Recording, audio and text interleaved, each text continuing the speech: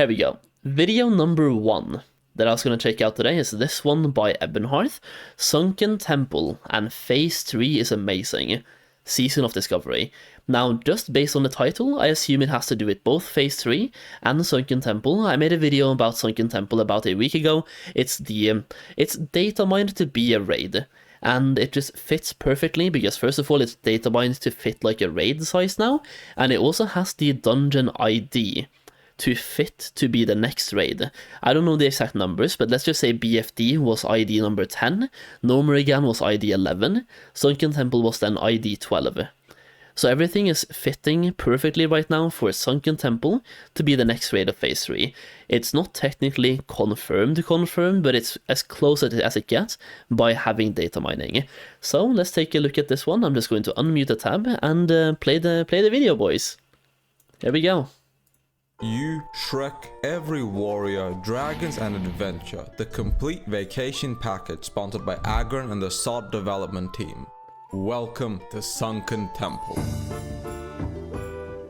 One of the least iconic and most forgotten dungeons in World of Warcraft, and also one of the most hated. I mean, Who doesn't want to delve into Hakkar the Blood God sex dungeon, deal with its winding corridors, its multiple floors, your party members constantly getting lost, and you spending 2 hours to complete this god-awful experience. Getting a group together for this place was a nightmare after the leveling experience was done, and it was a place you ran a handful of times for quests and then promptly never touched again. Even its epic weapon was quite honestly dog shit. As far as this dungeon design went, it's a basement within a basement located in a swamp located in Azeroth's armpit. When Cataclysm revamped the world, they literally made it so you skipped to literally the last part of the dungeon and only had to do, in quotation marks, the not so bad part of it. They literally scrapped over half the dungeon. Even the revamped version of this place wasn't good. And it's precisely because of that Shrek's vacation home is being brought to our attention in Season of Discovery. As much as I want Scarlet Monastery and Sally White to take a heavier place in my life and around my head, it looks like we're going to Dagobah. Dude, I just love the Shrek memes. I keep saying this all the time when I go to Swamp of Sorrows.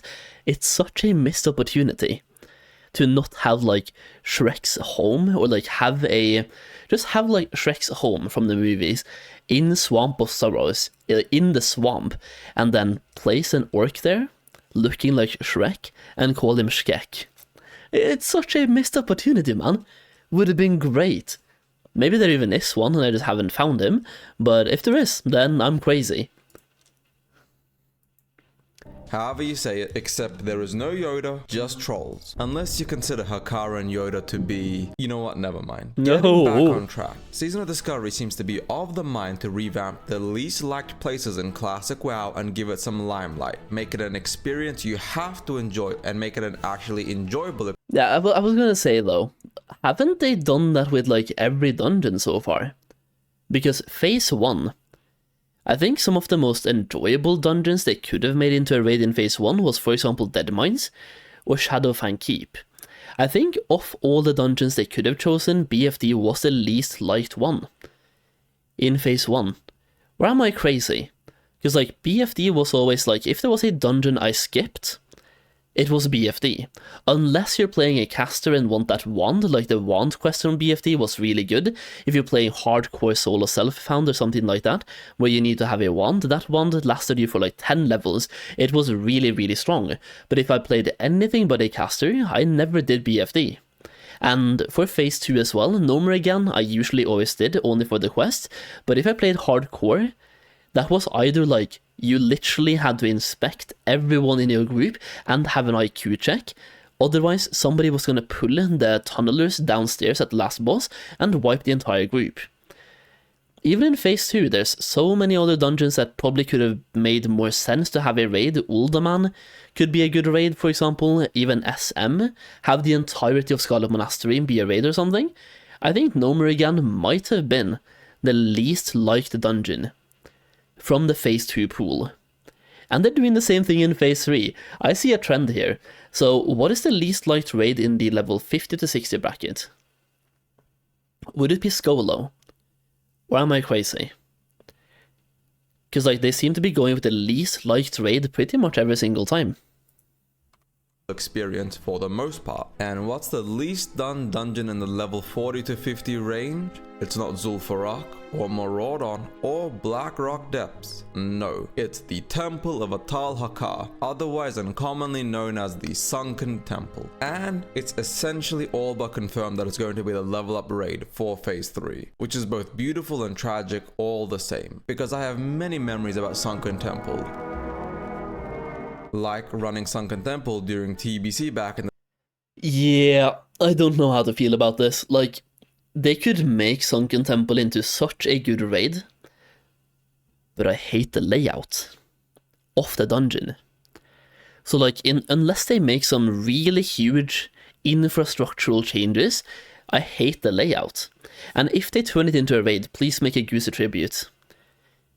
Like, the Gusu moment from the Hardcore series was such a big moment. Even Hurricane made like a cinematic video about it. Please make that into a thing. Have some sort of tribute there. I don't know, make the bosses actually throw you in the well or something. Or just have a moment.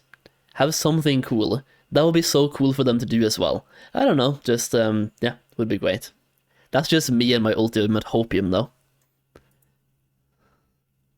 the day, wasting 6 hours in them, my group falling apart and never actually finishing it. Now, was that the game's fault? No. It's because most of us had no idea what we were doing back then. Yeah. It's beautiful because we get to actually make use of a dungeon that's a do once and forget location and actually breathe life into it. It's terrible because it's honestly a terrible place to be. The design, winding pathways, honestly unfun experience, and just atrocious loot make it a miserable place to be in. But most of that terrible design can and will be removed from the game to make Sunken Temple a not so miserable experience. And the last part of the dungeon, or in this case the level up raid, well, the dungeon, I'm just going to talk about it like the dungeon it was.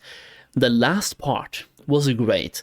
Like when you get to the final basement, technically, where you have Hakkar, you have what did you have? You have Damolan, the prophet. You have Hakkar, or like the summoning boss where you summon. You have Morphus, you have all of the Queen Dragons, and you have Shade of Emerus, or what it's called, right?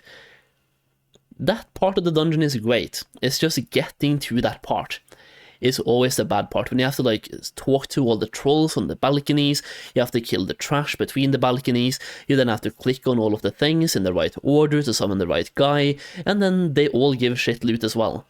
It's just, yeah, getting to the final part is ass. When you're at the final part, it's actually not that bad. And I can see some pretty fun mechanics. For example, Damolan. There could be some really fun mechanics there. Actually a fun level up raid to run. Well, they need to make it fun because ST is an unfun place. All the changes they do have to make it a better experience for the player base. Now, before we actually dive into how and where they will change Sunken Temple, many of you will be asking for proof, since in my last video many of you were calling me out, some of you taking my theory crafting so personally that I think some of you may have popped blood vessels. It's personal now. Has revealed that Sunken Temple meets all the metrics and designs that Black Fathom Deeps and Nomerigan received. Sunken Temple now has a 3-day lockout, which essentially has 100% confirmed that Sunken Temple is the next level up raid, and its lock ID is quite literally 23, whereas BFD was 21 and Noma was 22. So those two little pieces of information have all but confirmed Sunken Temple. Could the developers be trolling us and ST stand for suck these nuts? Yes. Will they? No. The level up raid for phase 3 is Sunken Temple. So with all that information out of the way, and a quick thank you to the data miners who make it so we don't get any surprises, let's dive right into Sunken Temple and how it will change to become a phenomenal raid. Yes. So first things first, Sunken Temple is located in the Swamp of Sorrows, a place of forgettable. The only saving grace is Sunken Temple, which isn't much of a saving grace. The Horde has Stoneheart to fly in from, and the Alliance have to make their way through Deadwind Pass from Duskwood to get there. But just like how the Horde had a teleport... I was gonna say, do you think we'll get a teleporter? Because I really do think so.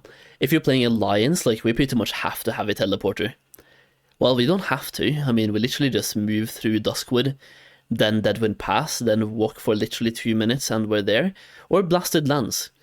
Get the Blasted Lands flight path, and we're like, what, 1 minute away from where the Horde are, so I guess it's fine. But I would prefer having a teleporter. And then maybe making a small quest line that gives us the teleporter to make it make sense. And we even have like a green dragon flight in Duskwood, which we could tie in kind of to that, because there are some dragons in Sunken Temple, the green dragons, the guardians towards the last bosses, right? And we also have, there's at least one or two, but there's some green dragon flight on the outside at the Sunken Temple. So like we could somehow tie that in. Dude, Mr. Cat, you're being really annoying. I'm trying to like play the video.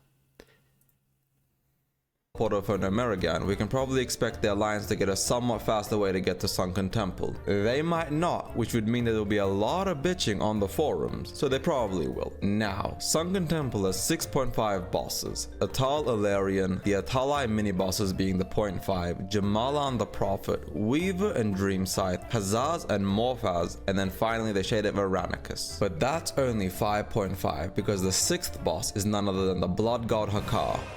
Well, actually it's the avatar of Hakkar. He just failed to load properly, so we're fighting a what if of him. Now that we know the bosses, let's proceed with the tour that nobody asked for, but I'm giving you anyway. Once you actually get into the instance, you're greeted with two paths. You have to take the lower one first and head into the Pit of Refuse, which is home to the first boss, Atal'alarion, a hulking brute of a troll who is spawned only when you complete the puzzle where everyone in your group must click the shrines in order, and a very specific order at that one. This little dance is typically a headache for dungeon groups, and someone inevitably fucks up, meaning that you have to start from the beginning. After you're done with it, Atal'alarion spawns in the center, so you then make your way down and begin the fight. Atal'alarion, like most dungeon bosses, didn't have a lot of mechanics because back when vanilla came out, most content had to be easier because 90% of the player base was playing on 10 FPS and 300 MS. Nonetheless, like all level up raids, the bosses will get a lot of touch-ups, especially since we are now going from not just 5-man to 10-man content, we are going from 10-man to 20-man content. Aside from having a lot of health and smacking for a ton of damage, as well as an aggro clearing ability, his only other ability is his knockback.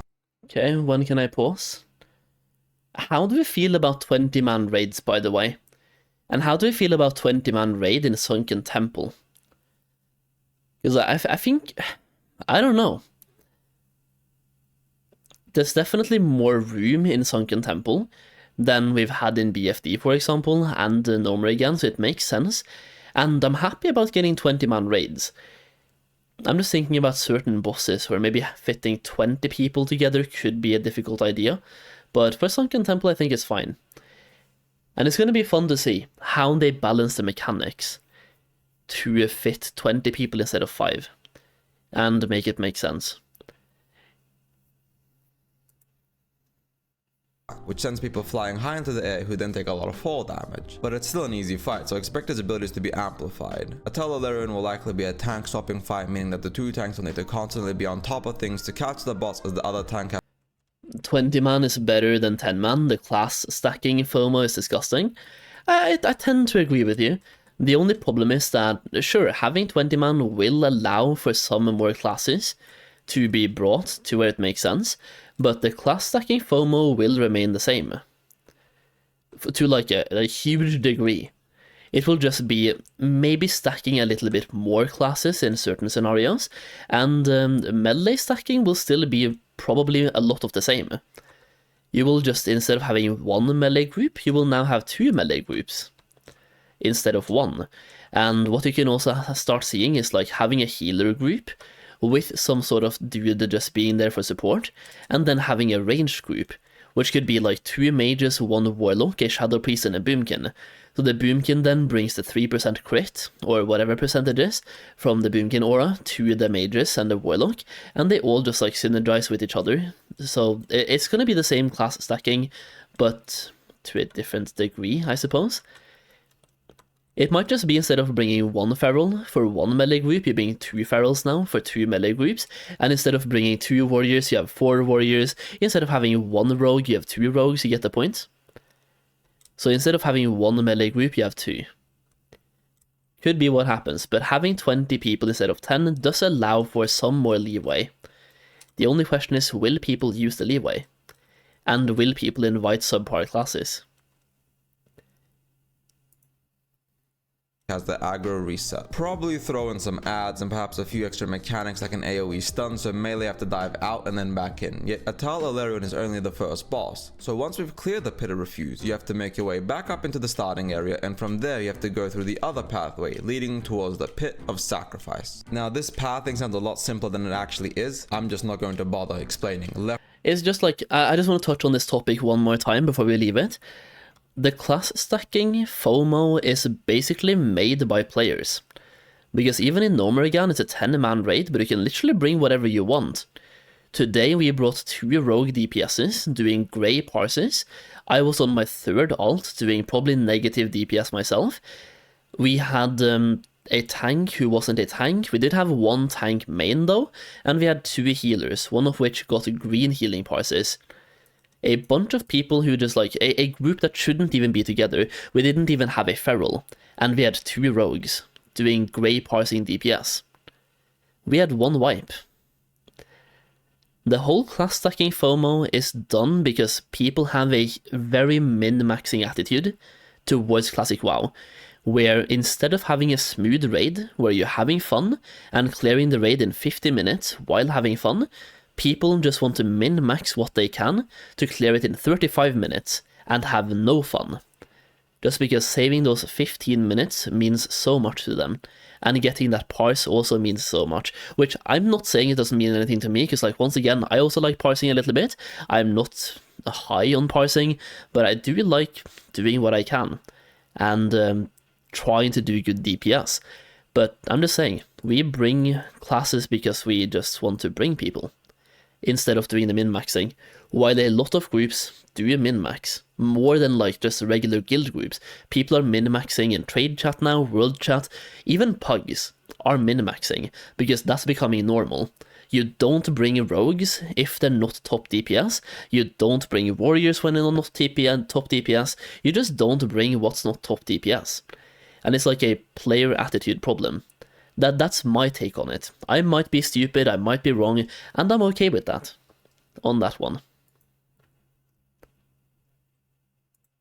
Left, right, up, down, like a Tekken street fight. So once you get to the Pit of Sacrifice, instead of having to activate 6 shrines this time, you'll have to kill 6 troll mini-bosses, the Atal'alarion defenders, who are a little stronger than regular elite mobs. In the case of a 20-man raid, I expect these 6 mobs to perhaps get turned into a new boss or an amalgamation of little bosses. I'm not sure exactly what they'll do, but do expect these mobs to become something greater. Then we have Jamalan the Prophet and his sidekick Og the Wretched. Not gonna lie, if my boss had a cool moniker like Prophet and the one I got was the Wretched, I'd do some wretched things to my boss. Jamalan has a few abilities and some really nice loot. We can expect his abilities to be amplified and Agam the Wretched to be more than somebody we shank on the side before actively fighting Jamalan. And much like Atal'alarion, this will be a 2-tank fight with one of the tanks holding Agam and the other Jamalan, which as you guys can see is the theme of this whole level up raid. It's going to be all about 20-man content and utilizing a proper raid team composition. I expect we might even be looking at 3 tanks. Probably not, but it could be something they do. Because the bosses right after Jamalan are Wither and Dreamscythe, who guess what? Yep, a 2 boss fight in 1. And I'm quickly going to bring up the next boss after those 2, because after we defeat Pair of Twins 1, we have to defeat Pair of Twins 2, Khazars and Morphaz. Now these 2 spawn in the hallway right outside the Chamber of the Dreamer, and all 4 of these dragons share the exact same abilities, Wing Flap and Acid Breath.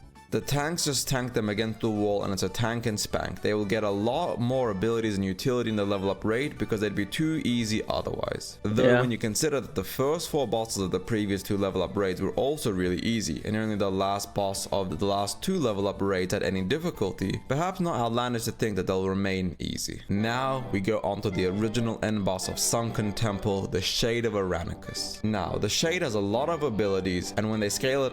Yeah. I like what he said there. Isn't that the original end boss? Because I've been watching some videos on Sunken Temple and talking to people about Sunken Temple. Apparently, the blood of Hakkar, or like summoning Hakkar, is supposed to be the end boss, or some stupid thing like that. There's no way. Like, to me, the Shade is the end boss. Have I been doing Sunken Temple wrong all of my life? Or have I just been reading different things? Because I think I saw a guide, I read like a written guide on Sunken Temple that came with the data mining, and they said that summoning that Hakkar boss was supposed to be the last boss. Whenever I do Sunken Temple, that is never, ever, ever, ever the last boss. Sometimes it's even like the 3rd to last or whatever. There's no way. Like, the Shade is the last boss, man. I will die on that hill. Shade is the last boss.